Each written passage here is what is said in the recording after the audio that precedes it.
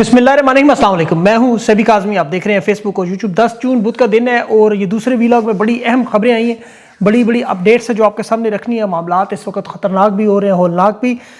कश्मीर में इस वक्त लाखों लोग नज़र आ रहे हैं, वो मैं तफसील आपके सामने रखता हूँ। लेकिन जंग का भी दूसरा राउंड शुरू हो चुका है। ट्रंप ने मुज़ाकरात ख़त्म कर दिए, तबले जंग बुझा दिया है।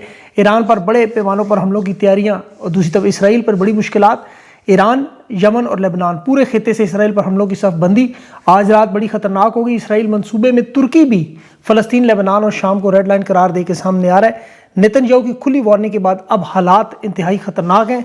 तीसरी आलमी जंग के मुकम्मल मामलात बने हुए। रूस की तेल की पैदावार 20% तबाही के बाद कम होगी दुनिया भर में, और यूरोपीय सरहदों पर रूस ने एटमी हथियार पहुँचा दिए। बरतानवी वज़ीर-ए-आज़म भी निशाने पर, गाड़ियों में छुपी ट्रैकिंग डिवाइसेस निकल रही हैं। और आज इंतहाई है मामला जो सुहेल अफरीदी की शहबाज शरीफ से मुलाकात, खान मुलाकात पर 24 घंटों के अंदर अहम पेशरफ्त भी। मुलाकात न होने की सूरत में लाए अमल क्या होगा। और दूसरी तरफ खुद इस्टेब्लिशमेंट ने कंपनी के जुलाई में शहबाज हुकूमत का तख्ता उलटने का अल्टीमेटम भी जारी कर दिया। कश्मीर के ताज़ा तरीन हालात में लाखों लोग इस वक्त वहाँ मौजूद हैं। अवामी एक्शन कमेटी डट गई। अवाम आज मुसलसल लॉन्ग मार्च की तरह रवा दवा, काफिले और सिक्योरिटी फोर्स की अंधाधुंध शेलिंग और फायरिंग भी।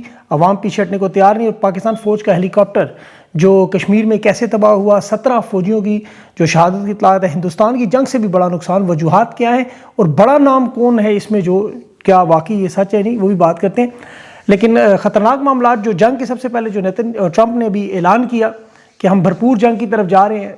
ये नेतन्याहू को हुक्म से मिला और ट्रंप ने ईरान के साथ दोबारा जंग का फैसला कर लिया। अपनी पार्टी के अंदर इलेक्शन जीतने के बाद पार्टी पोजीशन ज़ाहिर कमज़ोर है, लेकिन ट्रंप ट्रुथ सोशल मीडिया पर पोस्ट कर रहा है कि जो मुज़ाकरात करवाने के लिए फील्ड मार्शल शहबाज शरीफ की दौड़ें थी वो नाकाम हो गई। ईरान को धमकी दे दी कि उन्हें आज और कल के हमलों की कीमत अदा करनी पड़ेगी। जो हमले ईरान ने किए वो अमेरिका के मिलिट्री अड्डों पर नुकसान इनकी तवक्कुआत से बहुत ज़्यादा हुआ। बहरीन, कुवैत, उर्दन में जो ईरान के हमले थे वो अब उसके आ रहे हैं नुकसानात सामने। कि जहाँ ट्रंप ने दावा किया कि ईरान की फ़ौज बहरी और फ़ज़ाइया को ख़त्म कर दिया गया, लेकिन ये पता नहीं हमले फ़रिश्तों ने किए और इतने बड़े और ख़तरनाक हमले कि ट्रंप ने अब कहा कि अब दूसरा राउंड शुरू होना है। बहरी नाकाबंदी अमेरिका की कामयाब नज़र नहीं आ रही, जिसके ट्रंप दावे कर रहे हैं। लेकिन ईरान के 175 के करीब जहाज़ अब तक निकल चुके हैं और उसने कहा ईरान का मैंने तो कारोबार ख़त्म कर दिया है, वो फ़ौज को तनख्वाहें नहीं दे सकते, नाकाम रियासत बना दी। लेकिन ये पिछले 47 साल से हम सुन रहे हैं और ट्रंप की तो अभी 102 दिनों से जो बातें झूठ सुने, 38 बयानात सबके सामने। इस वक्त हालात ये हैं कि इसराइली फ़ौज ने 24 घंटों के अंदर जनूबी लेबनान में 67 बड़े हमले किए हैं। जंगी तैयारों के बमबारी की है, ड्रोन हमले किए हैं, तोपखाने की गोलाबारी की है और जंगी जहाज़ों से जो उन्होंने लेबनान के इलाके, वहाँ पर 7 इलाके हैं, वहाँ पर मुख्तलिफ लोकेशंस पर जो बमबारी के ख़तरनाक होलनाक मनाजिर हैं वो बड़े दिल दुखाने वाले हैं। लेबनान के शहर साइदा पर भी ड्रोन हमले हुए, वहाँ सदून और जजीन पर भी हमले हुए और ये बहुत बड़े हमले थे। अब ये मामला इतना बड़ा कि अक़वाम मुत्तहिदा अपनी पूरी टीम भेज रहा है इंसानी हकूक़ की, देखें कि वहाँ किस लेवल की बर्बरी जारी है। इस वक्त सूरत हाल ये बन चुकी है कि अमेरिका, ईरान, आपको पता है ये कि ईरान के ख़िलाफ़ अमेरिका अब ये जंग जीत तो नहीं सकता। अरब ममालिक के अंदर ज़्यादा जरूरत नहीं है वो ईरान पर हमले करें। इसराइल अकेला ईरान से लड़ नहीं सकता और ईरान अपना हरमज़ खोलने पर तैयार नहीं, अपने एटमी हथियार यूरेनियम सरेंडर करने पर तैयार नहीं, मुंजमद असासों पर कोई बातचीत करने के लिए तैयार नहीं। उन्होंने जो मुआहदे की शराइत भेजी जो ट्रंप ने तस्लीम कर ली, लेकिन नेतन्याहू नहीं माना क्योंकि इसराइल की बका का मसला है। ट्रंप ने तो यहाँ तक कहा कि अगर अगली जंग हुई तो नेतन्याहू खुद लड़ेगा कल तक, लेकिन ऐसा हो नहीं सका। उसकी पार्टी के अंदर जो इलेक्शन हुए और मिड टर्म में जो पोजीशन है अवामी सतह पर कमज़ोर है और नेतन्याहू के भी इलेक्शन है, इसलिए ये जंग कभी रुक नहीं सकती। यहाँ इसराइल की लॉबी बहुत मजबूत है और अमेरिका के बगैर इसराइल जंग नहीं लड़ सकता। इसराइल के ज़रिए अब ये हमले हो सकते हैं। अमेरिका पीछे से ज़ाहिर है उसकी मदद कर सकता है। पिछली जंग में हमने देखा कि जो ही इसराइल कमज़ोर हुआ, ईरान की ताकत गलबा नज़र है, अमेरिका ने फ़ौरन मुदाखलत की। तो अब इसराइल या तो खुद या अमेरिका से एटमी हमला ईरान पर करवाने की कोशिश करेगा क्योंकि उन्हें लग रहा है कि इसके अलावा उनके पास अब कोई दूसरा रास्ता नहीं है। और उसकी देखें बहुत सी दलीलें हैं, लेकिन जो दोबारा जंग होने का खदशा इस वक्त पूरी दुनिया में पैदा हो रहा है, ये मामूली झड़पों से मामलात शिद्दत की तरफ गए हैं। इसमें अभी सिर्फ अमेरिका और ईरान नहीं है, ये दुनिया की जो तेल की मंडियां हैं वो बड़ी बुरी तरह मुतासर हो रही हैं। अभी जो तेल की पैदावार बुरी तरह गिरी है, 11 लाख बैरल तेल जो है वो आलमी सतह पर कम हो रहा है। तेल की कीमतें, जिसकी तेल की दस्तियाबी और सप्लाई में जो हुकूमतों के इकदाम है वो आपके सामने है। आलमी ये जो कशमकश है इसमें आपको पता है मुस्तकबिल के तवानाई के निज़ाम पर कंट्रोल किसका होगा, ये सबसे अहम है। आलमी सफ़बंदियों की तब्दीलियाँ आप देख रहे हैं, کہ یورپ میں آپ دیکھیں ٹرمپ اور امریکہ کی یہ حالت ہو چکی ہے کہ صرف 11% یورپ کے لوگ امریکہ کو اپنا اتحادی مانتے ہیں، 88% اپنی تباہی کا ذمہ دار سمجھ رہے ہیں۔ اس کی وجہ صرف مئی کے مہینے میں آپ دیکھیں مہنگائی کی شرح 4.2% تک پہنچ چکی ہے، 40% تیل کی قیمتیں ایران کی جنگ کے بعد بڑھ چکی ہیں، اور جون کے آخر تک توانائی کے ذخائر انتہائی نچلی سطح پر چلے جائیں گے، جس کے بظاہر تیل اور ایندھن کی جو قیمتوں میں اضافہ ہوگا، عالمی ذخائر کی کمی ہوگی، اس کے اثرات عام آدمی پر پوری دنیا میں آئیں گے۔ ٹرمپ نے جو ایران کو دھمکی دی تھی اس سے سرمایہ کار اتنے گھبرائے کہ مارکیٹ میں خوف پھیل گیا، لوگوں نے اپنے شیئرز بیچنا شروع کر دیے، اور ظاہر ہے جنگ بڑھنے سے تیل کی سپلائی متاثر ہوتی ہے، امریکی سٹاک مارکیٹ بڑی بری طرح نیچے گئی، ڈالر کے اندر انویسٹمنٹ شروع ہوگی، شیئر مارکیٹ سے پیسہ نکلنا شروع ہو گیا بڑی تیزی سے، اور یہ حالات بالکل تیسری عالمی جنگ والے نظر آ رہے ہیں۔ ہر اہم ملک جو اس وقت ایٹمی ملک، وہ اس وقت شدید ترین انارکی کا یا جنگ کا شکار ہے۔ آپ دیکھیں جن کے پاس ایٹمی ہتھیار ہیں ان کے حالات کیا ہیں۔ ابھی روس کے پاس مثال کے طور پر یوکرین نے روس کے تیل کی تنصیبات پر جو حملے کیے، وہ 20% تیل کی ترسیل جو معطل ہو گئی، تیل کی ریفائنریوں کو $15 ارب کا نقصان ہوا۔ امریکہ یورپ کے $300 ارب کی آپ کو پتہ پہلے اثاثوں پر انہوں نے قبضہ کر لیا ابھی، اور اب پیوٹن کے پاس اس کی جو دعوے تھے کہ نومبر تک جنگ جیتنی ہے، ایٹمی حملہ کرنے کے علاوہ کوئی دوسرا راستہ نہیں، جس طرح امریکہ کے پاس ایران پر۔ اب یہ جنگی مشقیں ایٹمی شروع ہوئی ہیں، یورپ کے بارڈر پر بیلاروس پر ایٹمی ہتھیار بھی لگا دیے، شمالی کوریا اور چین کے بھی معاملات آپ کو پتہ ہیں۔ پھر افریقہ میں آپ دیکھیں جو سب سے بڑا معاملہ صومالیہ میں، جہاں ترکی بھرپور مداخلت کر رہا ہے، ہتھیار بھی دے رہا ہے۔ ترکی کے صدر نے تو خیر اسرائیل کو بھی آج کھل کے دھمکی دے دی۔ صومالیہ میں وہاں حکومت اور کالعدم تنظیموں کے درمیان آج بڑے اہم مذاکرات تھے، وہ ختم ہو گئے، اور اس کا اثر بحیرہ احمر کی بندرگاہیں جو تیل کی رسد کے لیے وہ مزید خطرناک ہو گئے۔ تو یہ حالات بالکل 1945 والے بنے ہوئے ہیں۔ اب آپ ذرا پاکستان کے حالات دیکھیں، یہ بھی ایٹمی ہتھیار رکھتے ہیں، بلکہ 12% خطے میں سب سے زیادہ ان کے اس پہ خرچہ ہے۔ یہاں آزاد کشمیر میں اس وقت آپ دیکھیں جو مناظر ہیں وہ بالکل وہی ہیں جو ڈی چوک مرید کے خیبر پختونخوا میں، بلوچستان میں، یا 9 مئی کو دیکھیں، یا 47 سال پہلے ہم نے بنگلہ دیش میں دیکھے 1971 میں، یا ابھی حالیہ دنوں میں شیخ حسینہ کے فرار کے وقت دیکھے۔ اس میں اب نون لیگ کے اب بڑے بڑے لوگ خود کہہ رہے ہیں کہ جو آزاد کشمیر میں نظر آ رہا ہے وہ بڑا خطرناک ہے، کیونکہ یہی وہ لوگ ہیں جو آزاد ہیں، باقی تو پاکستانیوں کی حالت آپ کے سامنے ہے۔ آزاد کشمیر میں اس وقت آپ کو پتہ ہے لاکھوں کی تعداد میں وہاں لوگ اکٹھے ہیں، قافلے وہاں کے راولہ کوٹ میں جو داخل ہوئے ہیں یا ہو چکے ہیں اب تک، گاڑیاں 1 گھنٹہ پہلے تک جو راولہ کوٹ کی حدود سے تھیں، پچھلا قافلہ بھی وہاں شروع ہوا تھا۔ راستے میں آپ کو پتہ ہے چونکہ میڈیا مکمل بلیک آؤٹ ہے، اتنی بڑی تعداد میں کہ لوگ وہاں دیکھ کر خوف آتا ہے کہ ہوگا کیا۔ راولہ کوٹ کی مساجد سے اعلان ہوئے لوگ اپنا ضروری سامان لے کے ریاستی جبر کے خلاف لانگ مارچ کے لیے نکلیں۔ تو 9 جون کو یہ معاملہ شروع ہونا تھا، لیکن آج تقریباً 5واں دن ہونے والا ہے، شروع ہونے والا ہے، اور یہ لاک ڈاؤن اور موبائل فون انٹرنیٹ بند ہونے کی وجہ سے حالات سامنے نہیں، لیکن جو آڈیو کالز آ رہی ہیں جس میں خواتین فون کال کر کے بتا رہی ہیں کہ انہوں نے گزشتہ رات ہیلی کاپٹروں کے ذریعے 50 افراد کی سول کپڑوں میں ٹولیاں اترتے دیکھیں ہر انٹری پوائنٹ پر۔ سجاد افضل صاحب کی خبر ہے راولہ کوٹ سے، اور اس کے بعد جو لوگ شہید کیے گئے وہاں، ان نوجوانوں کے بارے میں ابھی احمد فراد کشمیر کے شاعر ہیں، انہوں نے بھی کہا کہ لاشیں تک جو ہے لواحقین کو نہیں دی جا رہی، کہ جب تک کوئی تسلیم نہ کریں کہ یہ دہشت گرد تھے اس وقت تک لاش نہیں ملے گی۔ اب مظفر آباد ساتھرا کے مقام پر وہاں بھی عوامی ایکشن کمیٹی کا بہت بڑا احتجاج جاری ہے، وہاں بھی شدید شیلنگ ہے، اور حکومت دعوے کری ہم نے 12 نشستیں کسی صورت میں نہیں دینی۔ اب یہ ایک آج اور بڑی خطرناک خبر جو ابھی 17 پاکستانی فوجیوں کی شہادت کی اطلاعات ہے۔ یہ MI-17 ہیلی کاپٹر تھا، بڑے پراسرار حالات میں گر کے تباہ ہوا، اس میں 17 جو افراد جو ہے وہ جاں بحق ہو گئے ہیں۔ اب یہ واقعہ اس وقت ہوا جب آزاد کشمیر میں بڑے پیمانے پر احتجاج ہو رہا تھا، اور وہاں اس وقت صورتحال بالکل بغاوت کی بن چکی ہے، جسے کنٹرول کرنے کے لیے وہاں کشمیری مظاہرین کے خلاف کارروائی کرنے کے لیے مزید فوجی بھیجے جا رہے تھے۔ ابھی جو ISPR کی سٹیٹمنٹ آئی اس میں یہی کہ مظفر آباد کا یہ ہیلی کاپٹر ٹیکنیکل فالٹ سے گرا ہے، اور یہ 17 جو لوگ ہیں وہ جامع شہادت نوش کر گئے۔ ISPR کی سٹیٹمنٹ دی، کوئی بھی اس میں بچ نہیں سکا، اور سوشل میڈیا پہ اس میں خبریں کہ اس حادثے میں ISI کے سیکٹر کمانڈر بریگیڈیئر فائق بھی ہیں، جو پنجاب اور کشمیر کے آپ کو پتہ ہے انچارج ہیں اس پورے آپریشن کے، وہ بھی جاں بحق ہو گئے، لیکن ابھی تک کوئی تصدیق نہیں آئی، کیونکہ جب تک خود ISPR اطلاع نہ دے ناموں کی ابھی تک بتایا نہیں جا سکتا، مصدقہ اطلاعات نہیں ہیں۔ لیکن ہیلی کاپٹرز کے گرنے کے بعد ایسی کوئی اطلاع نہ کہ ان پر کوئی حملہ کیا گیا، کہ یہ بھی وجوہات نامعلوم ہے۔ بھارتی چینل ظاہر ہے فائدہ اٹھا رہے ہیں، وہ کہہ رہے ہیں ہیلی کاپٹر پر حملہ ہوا اندرونی، یہ بھی ایک گیم ہو سکتی ہے، لیکن وہاں کشمیر کی مائیں بہنیں بیٹیاں جن پر شدید مظالم ہو رہے، وہ بھی ان شہادتوں پر غمگین تھی۔ جب ہیلی کاپٹر گر رہا تھا پیچھے ان کی چیخوں کی آوازیں آ رہی تھیں۔ اب اسٹیبلشمنٹ اور فیصلہ ساز لوگ یہ دیکھیں، انہیں سمجھ آنی چاہیے کہ مظالم کشمیریوں پر، اور یہ بھی ہمارا حصہ ہے، پختون، بلوچ، سندھی اور باقی صوبوں کی طرح۔ ظلم و ستم ختم کر کے ان کے ساتھ مذاکرات کریں، مظالم بند کریں، کیونکہ جب یہ فالس فلیگ خبریں، غداری، دہشت گردی جن پر اب کوئی یقین نہیں کرتا، یہ عوامی ایکشن کمیٹی ہو، تحریک انصاف ہو، یا کوئی بھی جماعت ہو، غداری دہشت گردی کے جب الزام لگیں, جب بھارتی کرنسی کے گھروں سے نکالیں, تو یہ فالس فلیگ لوگ نہیں مانتے, چاہے آپ انہیں ڈرا کا ایجنٹ بنا لیں. ابھی انہوں نے بنائے ہیں بہت سارے, لیکن فاطمہ جناح کو بھی انہوں نے غدار قرار دیا تھا. بلکہ ابھی ان کی خبر آپ کو پتہ ہے, ثانیہ بلدیہ میں 2012 میں کراچی میں جو بڑا صنعتی ثانیہ ہوا تھا, اس وقت ایم کیو ایم پر 9 مئی جیسا کہ الزام تھا, ایسا ہی مشرف کے دور میں آپ کو یاد ہوگا انسداد دہشت گردی نے 2 لوگوں کو سزائیں سنائی تھی 2015 میں. 11 سال کے بعد سپریم کورٹ کہہ رہی ہے یہ الزامات عدالت میں ثابت نہیں ہوئے. تو یہ 15 سال بعد یہ جیسے اگرتلہ سازش تھی, 9 مئی تھی, یا جناح پور کے نقشے, یہ سارے فالس فلیگ بعد میں اس طرح کھلتے ہیں.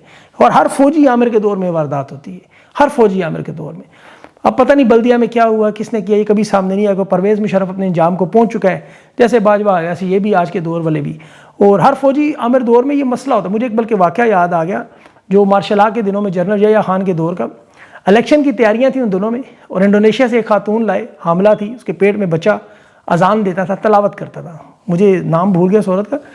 وہ باقاعدہ وہاں بادشاہی مسجد میں لائے, اور اس کی مساجد میں امامت تک اس عورت سے کروا دی انہوں نے. آپ سوچ سکتے ہیں, بڑے بڑے علماء اس کے پیچھے, یہ شطائر شفیع ٹائپ نمازیں بھی پڑھتے. اور جب کراچی میں سے لایا, وہاں ڈاکٹروں نے اس کو چیک کیا تو پتہ چلا وہ حاملہ نہیں تھی. اس نے وہ کوئی ٹیپ ریکارڈر تھا, وہ اپنے پوشیدہ جگہ پر چھپایا ہوا تھا, اور جب راز کھلا تو وہ پھر پاکستان سے بھاگ گئی. اب یہ جنرل یحییٰ خان کا اصل منصوبہ کیا تھا اس میں, کہ اس بچے سے ہم اعلان کروائیں گے کہ پیپلز پارٹی کو ووٹ دینا حرام ہے, یہ کافر جماعت ہے. اندازہ کریں. اب وہ بدقسمتی پتہ نہیں ٹیپ ریکارڈر کا وہ لیڈ بائر رہ گئی تو وہ پکڑی گئی. بہرحال اب آگے چلتے ہوئے خان کی ملاقاتوں کا بڑا اہم معاملہ جو ابھی سہیل افریدی صاحب نے خبر جاری کی, انہوں نے خود خبر جاری کی شہباز شریف سے اہم ملاقات کے بعد. یہ اس میٹنگ میں گئے جس میں جنہوں نے کہا تھا کہ سیاسی مسائل پہ بڑا واضح موقف آنے والا. یہ ان کی آج کی گفتگو میں بتا رہا ہوں آپ کو. اور اس کے بعد اطلاع دی ہیں کہ شہباز شریف تیار ہے عمران خان سے ملاقات کے لیے, کروا دے گا. اب شہباز شریف کتنی اوقات ہے سب جانتے ہیں. بجٹ کی منظوری کے لیے عمران خان سے ملوا دیں گے, یہ دعوے اس وقت کیے جا رہے ہیں. لیکن وہی معاملہ, سیاسی باتیں نہیں ہوں گی, احتجاجی تحریک کا ذکر نہیں ہوگا. اور اگر ایسی کوئی ملاقات ہوئی تو عمران خان سے ایسے ہی ملے جیسے علی امین گنڈا پور ملتا رہا, یا برسر سیف ملتے ہیں, یا ابھی بھی بہت سارے ملنے لوگ. خان کا پیغام فیلڈ مارشل کے حوالے سے, احتجاجی تحریک کے حوالے سے, اس نظام کے حوالے سے نہیں آنا چاہیے. یہ عمران خان سے مل کے بس ایک تسلی کریں اور پھر بتا دیں کہ عمران خان ٹھیک ہے, پھر اگلے پورے نظام تک ہم خان کو جیل میں رکھتے ہیں, آپ آرام سے وزارت اعلیٰ چلائیں. یعنی مائنس عمران خان ٹائپ کی ملاقات کروا دیں.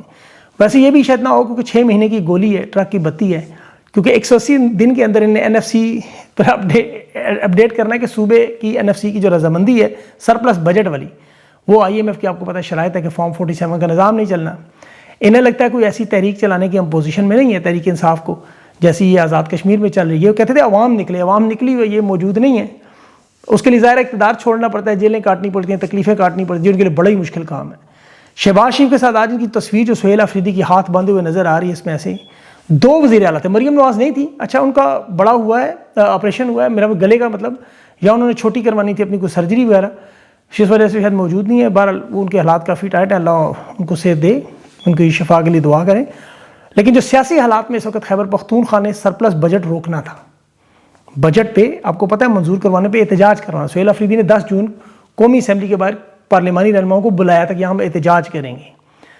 احتجاج کی بجائے سہیل افریدی صاحب کی شہباز شریف, مراد علی شاہ, سرفراز بگٹی کے ساتھ تصویریں آ گئی, فوٹو سیشن آ گیا, ہاتھ بندھے ہوئے تھے ان کے, اور یہ مجبور ہو گئے. بلکہ انہوں نے 305 ارب کا سرپلس بجٹ دینے کی یقین دہانی کرا دی تاکہ یہ شہباز شریف کی حکومت آئی ایم ایف کو کم خسارہ دکھائے, کیونکہ باقی تینوں صوبوں کا تو آپ کو پتہ ہے خسارے کا بجٹ ہے.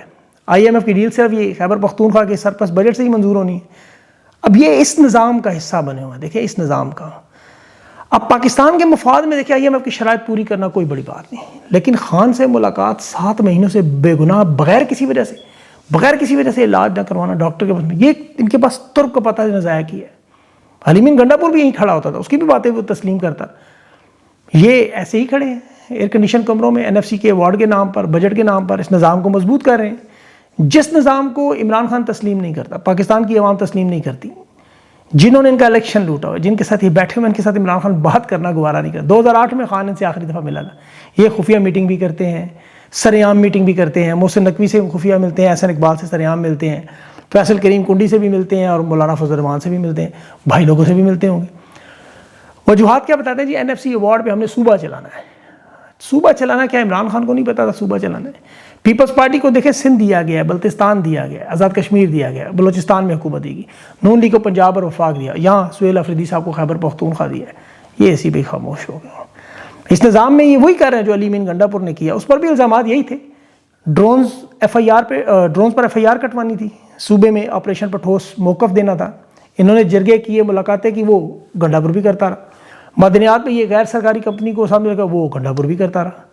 اب جو سب سے بڑا ان کے پاس بجٹ کا عمران خان سے ملنے کا، ملاقات کے لیے اسپتال منتقلی کا راستہ تھا، اور یہ اتنا بڑا معاملہ ہے، دیکھیں کہ اسٹیبلشمنٹ نے نون لیگ پیپلز پارٹی کی پرفارمنس رپورٹ خود شائع کی ہے، عسکری صحافیوں کے ذریعے جو حکومت کی جولائی میں رخصت کی خبر بھی انہوں نے جاری کروائی کہ اس بجٹ کے بعد ہم حکومت تبدیل کریں گے، گھر بھیج دیں گے، وجوہات بھی بتائی ہیں کہ گراس روٹ لیول پر ان کی مقبولیت ختم ہو گئی ہے، سیاسی حیثیت ختم ہو گئی ہے، معاشی پرفارمنس یہ نہیں دے پائے۔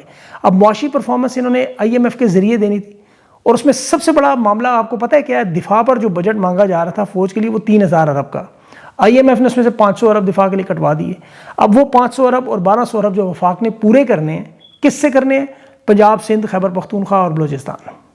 اب پنجاب میں نون لیگ کی حکومت ہے، وہ اپنے بجٹ سے سرپلس بجٹ میں 150 ارب کی کٹوتی کروا رہے ہیں ترقیاتی فنڈ میں، جبکہ خیبر پختونخوا حکومت کیا کہہ رہی ہے؟ ان سے آگے نکل کے 180 ارب کاٹ لو ہمارا، جیسے ان کا صوبہ بڑی ترقی کر رہا ہے، انہیں تو ضرورت ہی نہیں۔